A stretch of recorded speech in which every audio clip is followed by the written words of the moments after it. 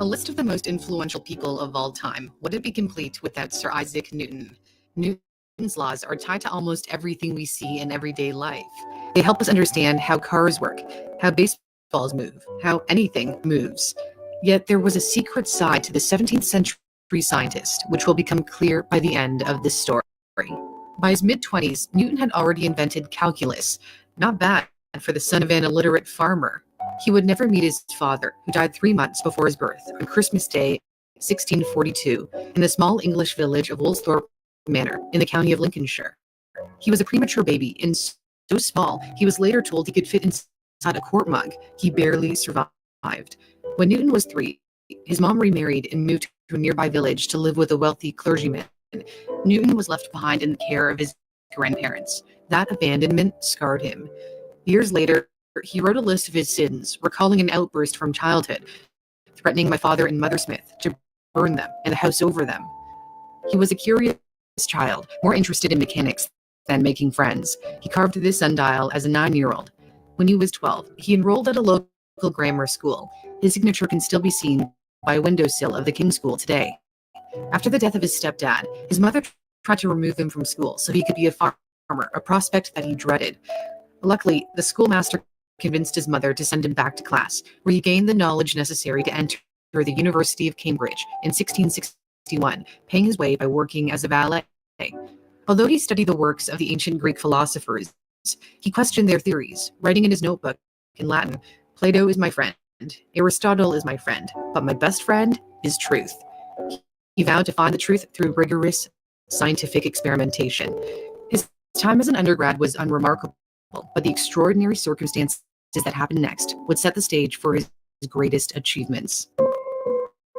Shortly after receiving his bachelor's degree in 1665, the bubonic plague ravaged Europe and would take the lives of an estimated 1 out of every 4 people in London. The pandemic forced Newton to work from his childhood home for the next 2 years and would lead to his most amazing breakthroughs.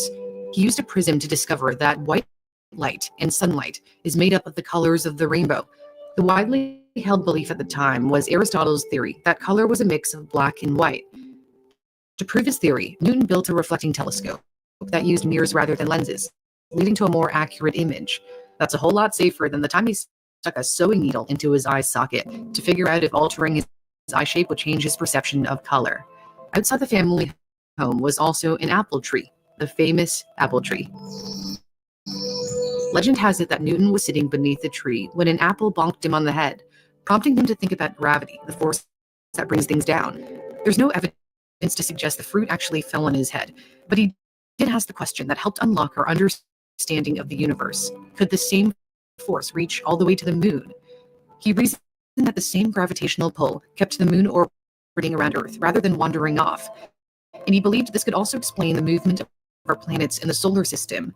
The mathematics at the time wasn't sophisticated enough to determine the motion of these objects, so Newton invented his own form of math, calculus. There was a dispute over who actually invented calculus. When German mathematician Gottfried Leibniz published his paper on calculus in 1684, Newton claimed he'd done the same work 20 years earlier.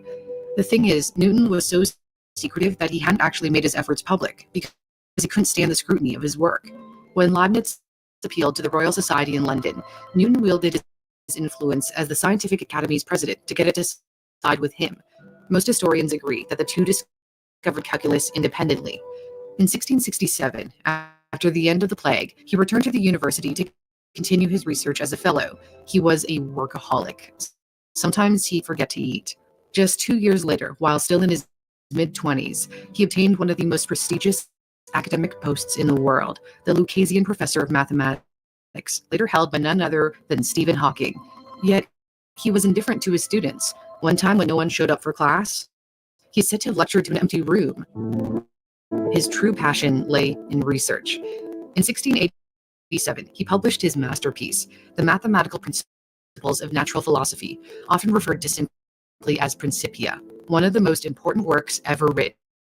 This was his own first edition copy. It was here that he laid out his law of universal gravitation, as well as his 3 laws of motion. The first describes how an object acts when no force is acting upon it. For example, a rocket stays still until a force is applied to it. The second law tells us that the more mass an has, the more force it'll take to move it. A larger rocket requires more fuel to make it accelerate. The final law states that for every action, there is a reaction. The engine produces hot exhaust gases, which flow through the rear of the rocket. In reaction, a thrusting force is produced, pushing the rocket skywards. Newton may be considered one of the greatest scientists the world has ever known, yet he actually contributed more words to theology. Newton believed the Bible provided the code to the natural world, and by carefully studying the holy texts, he could predict the future. He believed the apocalypse would happen in the year 2060, with the caveat, it may end later, but I see no reason for its ending sooner. He foresaw a period marked by war and catastrophe, followed by the second coming of Christ and the beginning of a new divine era. His religious side was largely hidden from the public all the way until 1936, when Sotheby's auctioned off his theological manuscripts. They ended up in the hands of a Jewish scholar before being given to the state of Israel, 7,500 pages in Newton's own handwriting.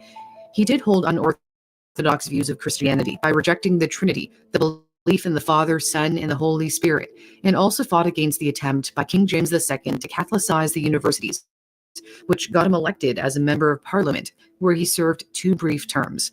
Apparently, the only thing he said on the record was to request that a window be closed. Newton also had another unknown side to him. He spent 25 years secretly studying alchemy, the search for a method to turn common metals into gold. This is a manuscript where Newton wrote down a recipe thought to be a step toward concocting the mythical philosopher's stone, now popularized in the Harry Potter series. Alchemists believed it could even help humans achieve immortality. Unfortunately, Newton may have gotten mercury poisoning from all the time spent in the laboratory. Examinations of his hair after his death found high levels of the toxic compound, which scholars believe could explain his mental breakdown in 1693 when he lost grip on reality.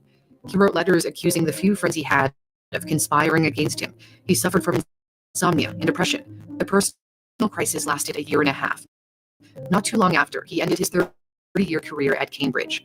In 1696, he moved to London to help run the Royal Mint. Britain's finances were in ruins because of the rampant practice of clipping off pieces of coins. Counterfeiting was also an issue. Newton used his scientific precision to improve the accuracy of coin making. As warden and then master of the mint, he also took it upon himself to prosecute culprits, some of whom ended up hanging from the gallows. His later years would be spent further cementing his reputation, and sometimes that meant trying to erase his rivals from the history books. Another ugly dispute involved a brilliant scientist named Robert Hooke, who contended he was the one who gave Newton the notion that led to his theory of gravity and wanted credit. In response, Newton is accused of using his powers as president of the Royal Society to get rid of the only known portrait of Hooke. None exists to this day. Newton succeeded in getting the legacy he wanted. In 1705, Queen Anne of England knighted him during a royal visit to the University of Cambridge, making him Sir Isaac Newton, a complicated man who remained reclusive yet desperately wanted to be remembered, who threw himself into his work at the cost of all hobbies and never married, who was a man of science and also a man of faith. Newton died in his sleep on March 20, 1727, and was buried at Westminster Abbey. The Latin inscription on his grave reads, "Here lies that which was mortal of Isaac Newton." His immortal legacy continues to mold our modern world.